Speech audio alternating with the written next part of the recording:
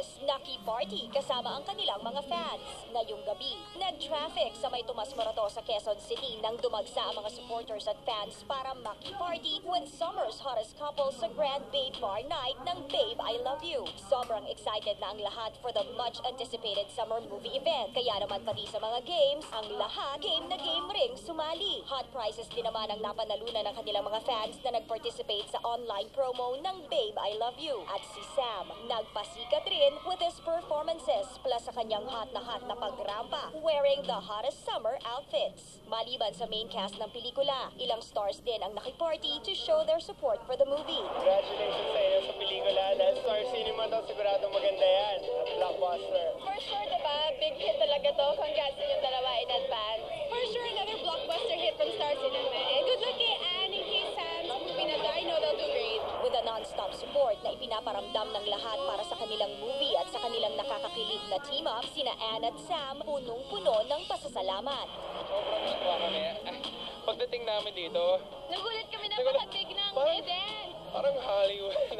Parang Meron Hollywood yung yung dating. Kasi siyempre wala kaming premiere night. So I think this is, in a way, A good replacement. yes, a very good replacement. And Nakakatuwa kami na- yung outcome, yung turn up ng mga tao. Yes. Sa lahat ng mga friends, Thank you guys the so much for Fanatic, coming here. for coming and supporting the whole way. Everyone, please support our very first movie. Ito na po.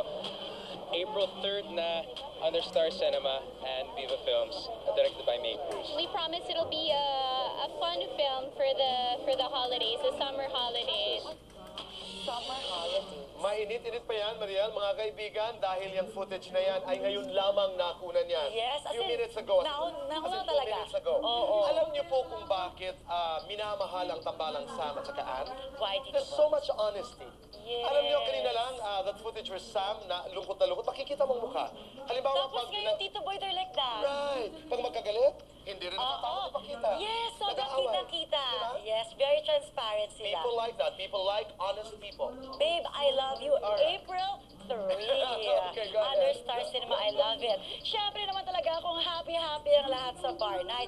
May iba raw na hindi happy, OMG. Hala, sino daw yon?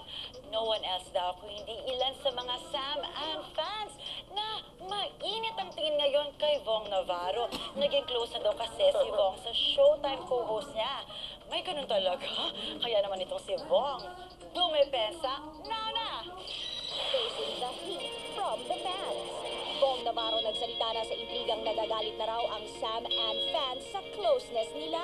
Maliban sa mga exciting performances, araw-araw ring inaabangan sa Showtime ang kulitan at naiibang chemistry sa pagitan ni Ann Curtis at Vong Navarro. Dito na ang aking vitamins.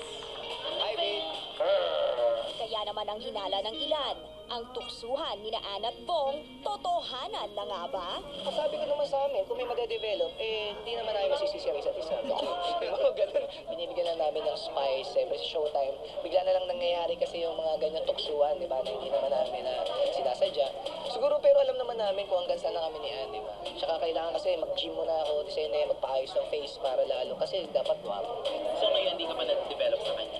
Well, siguro si Ann, medyo konti, na-develop siya. Siguro, araw-araw. Hindi, wala. Ano ko baga talaga magkaibigan lang kami na yan. Sobrang komportable lang kami sa isa't isa. Pero sa mga balitang nagre-react na raw ang mga fans na mga bida ng Babe I Love You na sina Sam at Ann, sa closeness ni Ann at Vong, eto ang sagot niya. Uy, talaga hindi. Sa amin naman, naman yun, para sa Showtime naman yun. Suportado pa nga ako sa movie nila, di ba? Every time, lagi ko pinopromote ang movie nila kahit wala si Ann, di ba? Sa Showtime, lagi ko. Dahil suportado ako ng Sam and Ann. Alam ko naman yung respeto ko para doon. Kaya huwag sila magre-react. Mahal ko ang Sam and Ann.